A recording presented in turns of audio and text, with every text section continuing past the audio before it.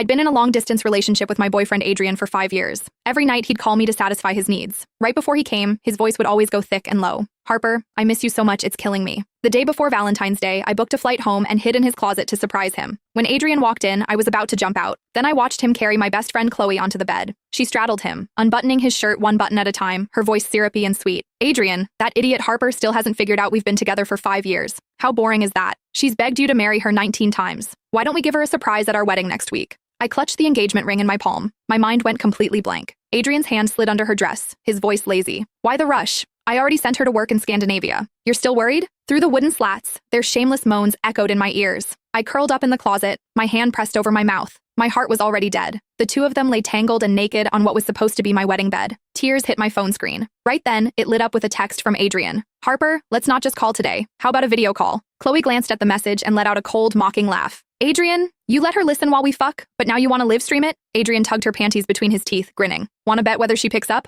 Before I could react, Adrian's video call came through. My hands trembling, I tapped the screen several times before finally hitting decline. One was a man who had once used his life to protect me in earthquake rubble. The other was a woman who had helped me when I faced school bullying. And now, they were having sex on my bed. The scene was too much. So much so that even after they'd gone through an entire box of condoms, I still couldn't move. Adrian lit a cigarette and slowly turned his gaze toward the closet. Our eyes met. My heart felt like it was being crushed in someone's fist. Adrian blew a smoke ring and smirked. Harper, you into voyeurism now? How long are you planning to hide in there? Chloe's face went pale, and she dove under the covers in fright. 3 seconds later, I stumbled out of the closet, my voice shaking uncontrollably. I wanted to give you a surprise. Adrian sat up leisurely and blew smoke directly in my face. Surprise? The text notification for your flight booking came to my phone ages ago. What surprise could there possibly be? He reached under Chloe's dress and pulled out a wet bunny tail, tossing it at me. Learn something. That's what a surprise looks like. I'd proposed to him 19 times, each time coming up with different creative ways, all to repay him for saving my life. But now, all my efforts had become a joke. Why? Why would you both do this to me? Seeing my blank expression, Adrian said flatly, What?